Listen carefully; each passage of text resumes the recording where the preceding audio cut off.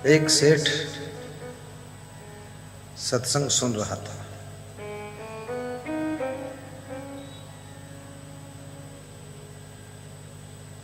घर पर कोई विशेष आवश्यकता थी।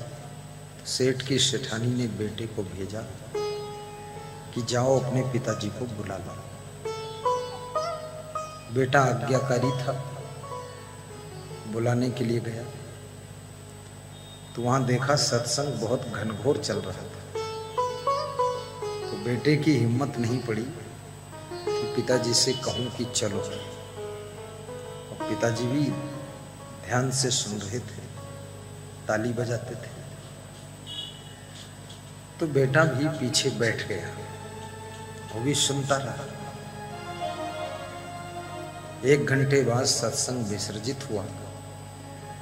बेटे ने पिता के पैर छुए, हाथ जोड़कर कहा, पिताजी, मम्मी ने आपको याद किया, तुरंत बुलाया। पिता बड़ा बुद्धिमान था। पिता बुद्धिमान हो न हो, लेकिन पिता को हमेशा ऐसा लगता है कि बेटे से हम ज्यादा बुद्धिमान हैं। ये भ्रम रहता है। तो उसको भ्रम था। उसने कहा, तू कब आया? बेटा बोला, पिताजी हमको आए 1 घंटा हो गया। तो 1 घंटे से तुम कहाँ थे? बोले, इसी में बैठे थे। तो इसमें क्यों बैठे थे?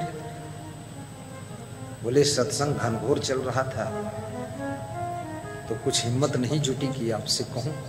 तो आप बड़े ध्यान से सुन रहे थे, तो हमने सोचा डिस्टर्ब करना ठीक नहीं। मम्मी तो रोज बुलाती है, थोड़ी देर भी हो जाएगी, क्या फर्क। बोले, जब तुरंत बुलाया तो तुरंत बताना चाहिए, कोई समस्या हो सकती है। लड़के ने कहा, अगर सच्चा सत्संग होगा तो सत्संग के श्रवण करने से भी समस्या का समाधान हो जाएगा।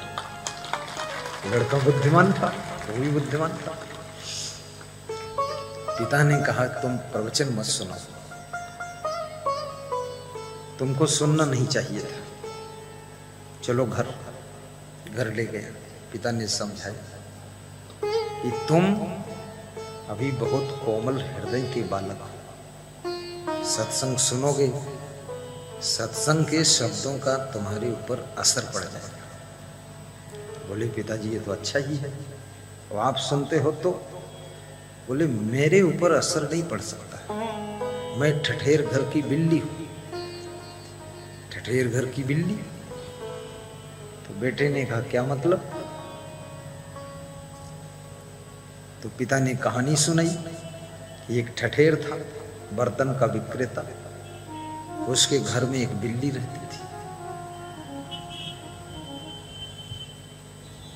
एक दिन ऐसी घटना हुई कि पड़ोस की बिल्ली दूसरे के घर की बिल्ली भी उस ठठेर के घर में आ गई। दोनों बिल्ली सहेली थी। जितना बिल्ली पना होगा उतना सहेली ज्यादा बनेगी। सहेली बनी, दोनों गले मिली। तो ठठेर घर की बिल्ली ने कहा पड़ोसी घर की बिल्ली से कि आज रात बहन जी यहीं रुको। एक दिन ऐसी घटना हुई कि पड़ोस की बिल्ली दूसरे के घर की बिल्ली भी उस ठठेर के घर में आ गई। दोनों बिल्ली सहेली थी। जितना बिल्ली पना होगा उतना सहेली ज्यादा बनेगी। सहेली बनी, दोनों गले मिली।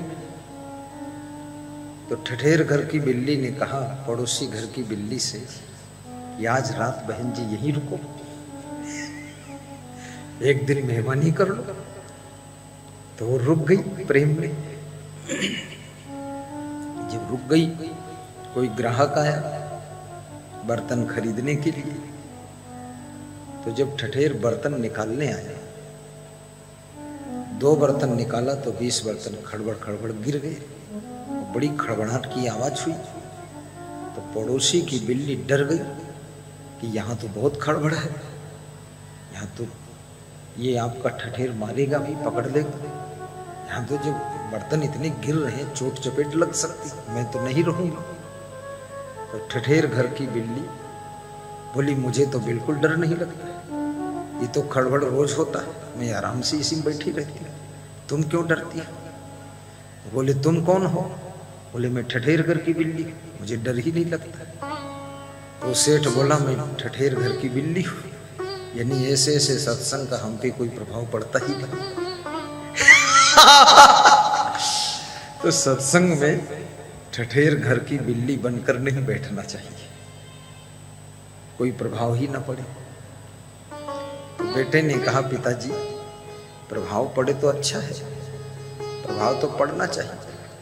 बोले नहीं, ये सब साधु संत ठहरे, अपन तो संसारी जीव हैं, ज्यादा प्रभाव पड़ जाए तो धंधा बिगड़ जाएगा। बाप बेटे में संवाद चल रहा था, तब तक एक गाय आई, सामने अनाज का ढेर लगा था। गाय ने अनाज को मुंह में भर लिया। सेठ ने बेटे से कहा कि जाओ गाय को भगाओ, डंडा मारो। तो बेटे ने कहा कि अभी सत्संग से सुनकर आए थे, जीव दया और आत्म पूजा, तो 200 ग्राम गाय खा लेगी तो क्या फर्क है, उसके डंडा नहीं मारूंगा मैं। बोले एक ही दिन तूने सत्संग सुना, इतना बुद्धि पलट गई तेरी, अब गाय की डंडा नहीं मारेगा और गेहूं खाया है उसके मुंह से निकाल ले। तो सेठ दौड़ा और गाय को 2 डंडा मारा और मुंह पकड़ के उसके मुंह से गेहूं भी निकाल लिया। बेटे ने कहा कि पिताजी आप सत्संग में तो सुन रहे थे कि गाय की सेवा करना चाहिए। बोले मैं पल्लव झार सत्संग सुनता हूँ। बोले पल्लव झार क्या होता है? अब वहीं सुनता हूँ, वहीं झाड़ देता हूँ, यहां लेकर नहीं आता। कितने श्रोता पल्लव झार होते वहीं झाड़ देते हैं कि महाराज जी आपका ज्ञान आपको सौंप रहा हूं, मुझे जरूरत नहीं। सत्संग सुनते हैं। तुलसीदास कहते हैं सुनि समझहि जन मुदित मन, सत्संग को मुदित मन से सुनना चाहिए और उसे समझना भी चाहिए। मज्जहि यति अनुराग, मज्जहि का अर्थ होता है स्नान करना और अनुराग का अर्थ होता है विशेष प्रेम से। सत्संग को गंगा भी कहा गया है, सत्संग को तीर्थ भी बताया गया है। सत्संग रूपी तीर्थ में विशेष प्रेम से स्नान करना चाहिए। स्नान भी 2 प्रकार की होती है। एक स्नान तो जल से स्नान होती है, वो शरीर की स्नान है, शरीर का मैल धुल जाता है, जो रोज आप करते हैं। स्नान भी सबका अलग अलग होता है। कोई सवेरे ब्रह्म मुहूर्त में स्नान करता है, कोई सूर्योदय के समय स्नान करता है, कोई 7 बजे 8 बजे स्नान करता है। कुछ लोग ऐसे भी हैं जो उनका कोई टाइम नहीं, टाइम मिल गया तो स्नान कर लेते हैं और नहीं मिला तो बिना स्नान भी रह लेते हैं। बड़े होशियार हैं, पूरा संसार संभाल रहे हैं, टाइम कहाँ है। कितने लोग तो कहते हैं हमें मरने का टाइम नहीं, अब मरने का टाइम नहीं तो मरेंगे भी नहीं, क्योंकि जब टाइम ही नहीं मरने का तो मरेंगे कैसे। जो व्यक्ति अपनी दिनचर्या को भी सही सलामत न कर पाए, उसके पास व्यस्तता नहीं है, वो व्यस्त नहीं, वो अस्त व्यस्त है, उलझा हुआ है।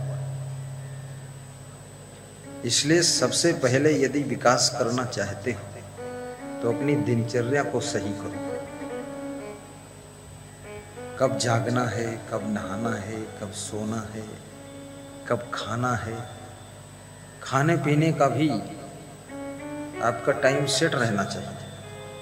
अगर खाने पीने का टाइम सेट कर लो, सोने का टाइम भी सेट कर लो, जागने का टाइम सेट कर लो, तो आपकी बॉडी, आपका शरीर उसी के साथ में एडजस्ट हो जाता है। जब 11 बजेंगे भूख लग जाएगी, 7 बजेंगे भूख लग जाएगी। लेकिन आदमी का कोई टाइम सेट ही नहीं है, सब अपसेट है। इसलिए आदमी खुद भी अपसेट है, बाकी तो सब सेट है।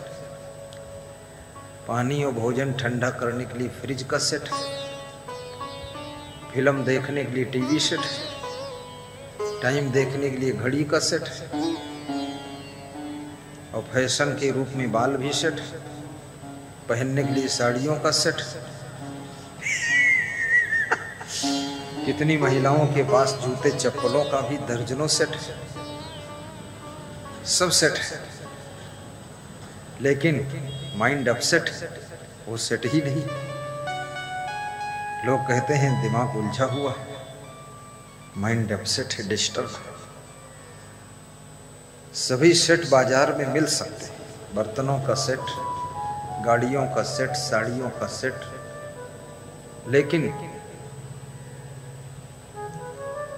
दिमाग को सेट करने वाली मशीन बाजार में नहीं मिलेगी। और दिमाग सेट नहीं होगा तो शांति भी नहीं मिलेगी, सुख भी नहीं मिलेगा। जिसका दिमाग ही अपसेट है, वो ज्यादातर जो काम कम करते हैं उनका दिमाग ज्यादा अपसेट रहता है, जो काम खूब करते हैं उनका कम अपसेट होता है। दिमाग कैसे सेट होगा, कहाँ सेट होगा? सत्संग ही एक ऐसा स्थान है जहां मनुष्य का दिमाग सेट होता है, सब अपसेटपन खत्म हो जाता है। अभी मुझे एक सज्जन मिले थे इधर, कह रहे थे आपका सत्संग रोज सुनता हूं, सब दिमाग सेट हो गया, शांति आ गई। जिनको बहुत क्रोध आता था, क्रोध भी कम हुआ। जिनको बहुत लालच भरा था, लालच खत्म हो गया। और जो बहुत मोह करते थे, खाम खाम मोह करके रोज सिसकते रहना, चुप्पे चुप्पे रोते रहना, रोज थोड़ा आंसू चुआना, थोड़े नाक चुआना, ये सब उनका धंधा था, वो भी बंद हो गया। कभी हंसते नहीं थे, बड़ा सीरियस रहते थे, लगता था रोज 2-4 मुर्दा दफना के आए, ऐसा चेहरा बना के बैठते थे, धमधूसर बनकर बैठते थे। भूत प्रेत जैसा मुंह बनाकर बैठते थे। कितनी लेडीज तो चुड़ैल जैसी रूप बनाकर बैठती है। जैसे कैकेयी ने रूप बिगाड़ा था तो राजा दशरथ डर गए थे। अब सब रूप स्वरूप सुंदर हो गया, मंद मंद मुस्काते हैं, दिन भर काम करते हैं, खुश रहते हैं, जो भी प्रॉफिट मिलता है संतोष करते हैं, खूब उन्नति हो रही है, विकास भी हो रहा है, मुंह ऐंठना बंद हो गया, बस हंसते रहते हैं। हंसते हंसते काम करना सीखो, मुस्कुराते मुस्कुराते जीना सीखो, खुश रह करके घर में रहना सीखो। थोड़ा ठहाका मार कर 24 घंटे में 2-4 बार हंसना सीखो। बहुत गंभीर वातावरण बनाने से बीमारियां बहुत आती हैं। घर घर में बहुत बीमारी फैली है। बीमारी शरीर की कम है, मन की बीमारी ज्यादा है। शरीर में थोड़ा बहुत बीमारी है भी तो हंसने से कोई बढ़ तो जाएगी नहीं। ठहाका लगा दो, और ज्यों ही ठहाका लगा, हंसी का फौहारा छूटा, आपके शरीर के अंदर, बॉडी के अंदर एंडोडर्फिन्स केमिकल बनता है, हंसने से बनता है। क्या बनता है? एंडोडर्फिन्स केमिकल, हंसने से। वो शरीर में रोगों से लड़ने की क्षमता पैदा करता है, तो आधी बीमारी तो वही सही हो जाएगी। और जरस बुखार आवा, बस 99 डिग्री है, 0.6, बस उतान गिरे, और उतान गिर के ठंडी कम लागत तो हो, गद्दा ओढ़े पहुड़े, हो। घर भर कांप गवा, भूकंप आ गया। घर के पूछिन का हुआ, कहीं बहुत बुखार हुआ है। थर्मामीटर से नापिन तो खाली 0.6 डिग्री। कहीं बहुत वैध आदमी हो, कहीं हम जाने ज्यादा हुआ है।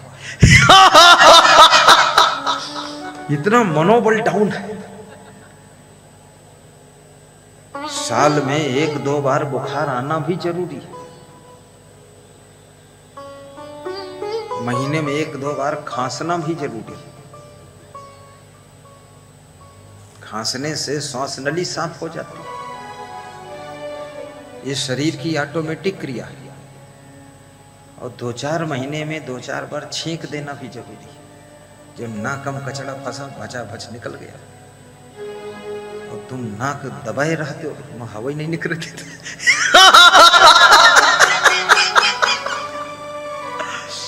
हंसते भी नहीं।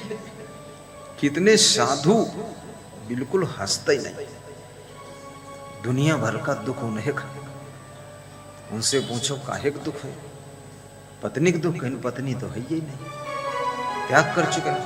तो बेटा बेटी कहीं वो हुई भी नहीं करे, जब बिया हुई नहीं करे तो कहीं तो दुख काहे का? कह रहे तुमका का पता, इतना बड़ा मठ मंदिर हमारे, तो ये मठ इससे बढ़िया तुम पत्नी लोगते तो ठीक रहे। ये मठ तुम्हारे ऊपर लद गवा। बुद्धि ना है, व्यवस्था को डील करने का माइंड नहीं है। स्नान करने में जितना समय लगता है, इतने ही टाइम में 24 घंटे का मैनेजमेंट फाइनल हो सकता है। 5 मिनट में सब सेटिंग हो जाती है। दिमाग काम करता नहीं, टेंशन बहुत है, स्मरण शक्ति खो गई, मरण होने वाला है, डर बहुत लगता है सब विनाश होने वाला है, सब घर बिगड़ जाए, छत गिरे वाली है। ये टेंशन करने से कोई फायदा नहीं। छत बनाने के लिए कमाई शुरू करो। एक छत गिरेगी 10 छत बना दूंगा, इतनी हिम्मत रखो। एक गाड़ी पुरानी हो जाएगी, 10 गाड़ी खरीद लूंगा। क्या कोई चूहा हो तुम, कि चिड़िया हो तुम, कि पशु हो, मनुष्य हो? अपनी सामर्थ्य को तो पहचानो। एक वह लोग भी हैं जो गाड़ी की कंपनी है, 10-10 हजार गाड़ी बनाते हैं। दूसरे वह हैं जिनकी कंपनी में 100-100 गाड़ी खड़ी है, एजेंसी में बेच रहे हैं। तीसरे तुम हो जिनके पास 1 गाड़ी नहीं है।